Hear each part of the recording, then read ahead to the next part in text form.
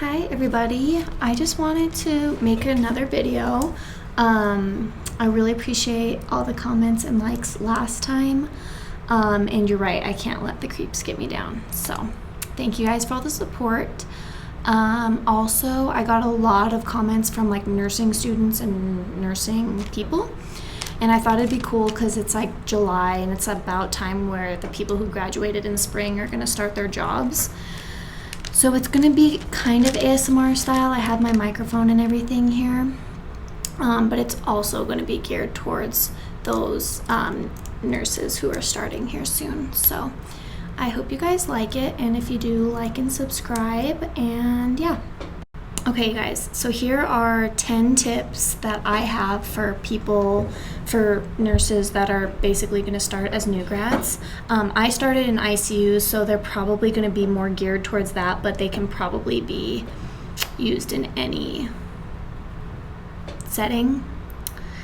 A little bit about me, I am just coming up on 3 years of being an ICU nurse, and I'm a travel nurse, so I've worked in 4 different ICUs, and these are just some things that I learned along the way that might help somebody that's just starting out. So number 1, I'm not gonna like lecture you guys. Like, you guys know that you need to basically work hard, show up on time, eat healthy, try to exercise, try to have a good work-life balance. Like, you know, all the regular stuff. So I'm gonna try to add in some things that maybe you haven't heard before. The first one isn't very special though. It's be teachable. There's literally nothing worse as a nurse when you have a student or you're orienting somebody that thinks that they know everything, or tells you that they already know this and that. Even if you have learned something, just be teachable and let your preceptor teach you and walk you through things, because they know more than you. And when you're at this stage, you don't know what you don't know. I tell people this all the time, like, the more I'm a nurse, the more I realize how much I don't know. So that's really important. Just be very teachable. Go out of your way to be teachable. Number 2, be extra nice to people, like extra nice. That's something that I didn't really learn until I probably became a travel nurse. A lot of nurses are rough around the edges, and especially the ones that have been there 20, 30, 40 years. They're that way for a reason, and that's because they really care about their patients and they want the best for them. And really along the way, you kind of have to be a bitch if you want to advocate for your patients the way that nurses have to. And when you go out of your way to be nice to people, it gives them a little bit of, okay, this person wants to be here, whatever. When I first started out, I was on orientation, and I remember specifically there was this one patient that I wanted cath lab to call me like 30 minutes before they were going to come up, because I had to give a special med 30 minutes before, and they never did, and they showed up, and I said, you were supposed to call me, kind of said it a little bit. The delivery was off, and my preceptor did not like that. Those cath lab nurses did not like that. And at the end of the day, everybody's just as tired as you are, and they're probably working just as hard. So just kind of give them the benefit of the doubt and just go the extra mile to be nice, because it really will pay off. However, number 3, be nice until it's time to not be nice anymore. A lot of doctors in the ICU, or just surgeons, unfortunately, are condescending to nurses, and nurses take the brunt of it, essentially. You have to know when to stand up for yourself and when to not be nice anymore. So be nice, even if someone's having a bad day. But if, there are people in the workplace that think it's okay to go out of their way to be mean to you, that's not okay either. And it's okay for you to stand up for yourself and to let them know that that's not okay. You need to be assertive, and that's part of being in the ICU and just in a hospital in general. The dynamic is very weird. It's different than other workplaces I've been in. So yeah. Number 4, learn to compartmentalize. I think a lot of nurses that, I was I graduated probably the year before COVID came out, but these last 2 years have been really hard on nurses. And I don't want to say like shove it down, but when you're in the moment, it's really important to not let your emotions get the best of you when you're in a really stressful, critical situation. When you compartmentalize, you can just kind of keep it in a little box until you go home and you can work it out. And that part is really important, because if you just push it down and never work through it, that's not good either. And then you'll end up, losing your empathy and getting really high burnout and things like that. So compartmentalize, be calm in stressful situations, and kind of talk yourself through things, and then go back and work through it when you're in a safe space to do that.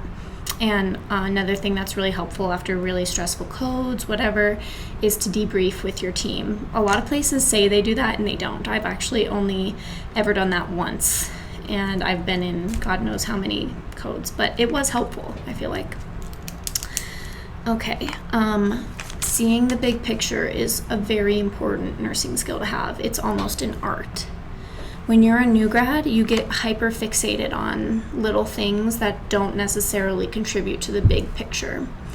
And what I mean by that is just seeing things in a holistic way and seeing the patient as a whole, not just as a number or what's showing up on the labs or the monitor or whatever. It's really, really important that you, through experience, will gain this, and it's going to help you as you go along. So practice and watch the older nurses and how they don't really care about certain things and then really care about things that you might not understand why. It's because it's important to the big picture. I remember one time I was on orientation and I was really fixated on this guy's I think it was a sore or something on his toe, and my preceptor came in and looked at the patient, and the patient was not looking too hot, just in the face in general. They kind of went into a respiratory distress, but I was worried about the SCDs and the care plan. SCDs and care plan doesn't matter if your patient is having a trouble breathing, essentially. And it's just important to see the whole picture. Or if a patient is on comfort care, gearing your care towards that, not really caring about, things that you would care about if you're treating them critically, like full-blown care. So just something to think about.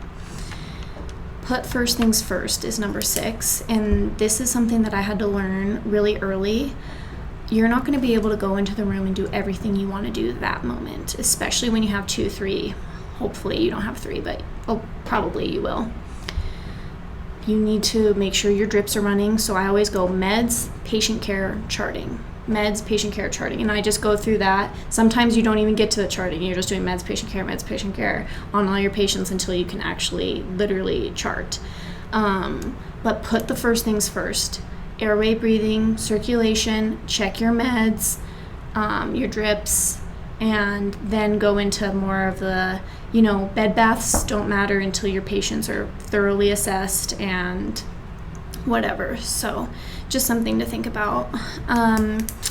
7, we have fake confidence, not experience. So, when you're talking to doctors, it's very intimidating when you first start. I would encourage you to look them in the eye and keep your chin up, because they might try to, beat you down with their words or something. But if you are confident in yourself, there's always a gray area, and if they make you feel stupid for something,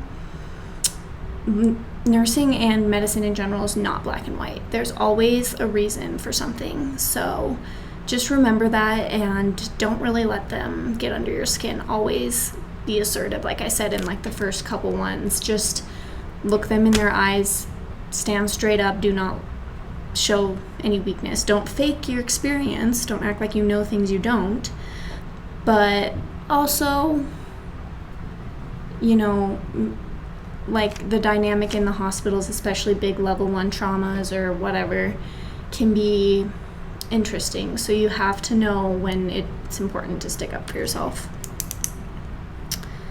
Number 8 is beware of making being a nurse your personality.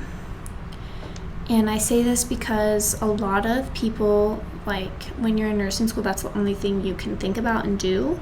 And then when you become a nurse, you might feel like being a nurse is the only thing that you are, but you're so many other things other than a nurse. And nursing isn't your personality, helping people is. And you don't have to be a nurse to help people, or you don't have to be an ICU nurse or a med-surg nurse or whatever. Because I feel like people get caught in that one little box of who they are, when in reality there's so much more than that. And I think when you limit yourself to just being a nurse, it kind of takes away from who you are a little bit. Number 9 is something I learned after I left my first job and went into traveling, and that's assuming formlessness, essentially. It basically just means don't get caught in rigid thinking. And you'll see this trend in hospitals where nurses that have been there for a really long time and only worked there, they only see things one way. They only see how to do things one way, when in reality there's 100 ways to do one thing. And they might, think you're stupid for doing it a different way, but over time you will learn that there's 100 ways to do one thing. The charting at every facility is different. Something you thought was so important to chart on at one place, they don't care about in another place.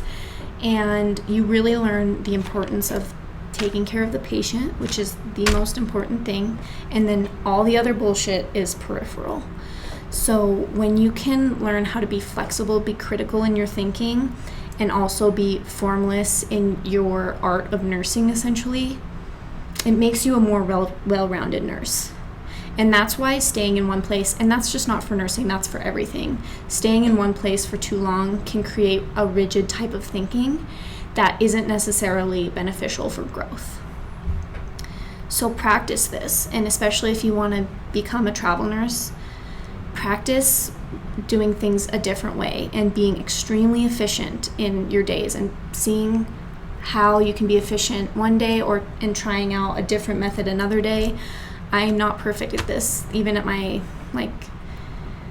second to last assignment, I'd say. It's really hard when you have too much of a workload. Really, you can't be efficient when you have so much of a workload that you can't even manage it. And that's when it's important to, number 10, know when to quit.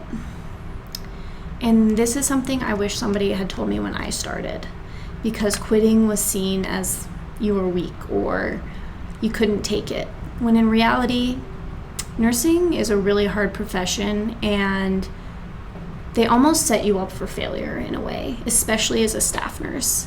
They give you way too much pressure to way too little pay, and they expect you to go above and beyond every single day, and they don't even take into account that you're a human too.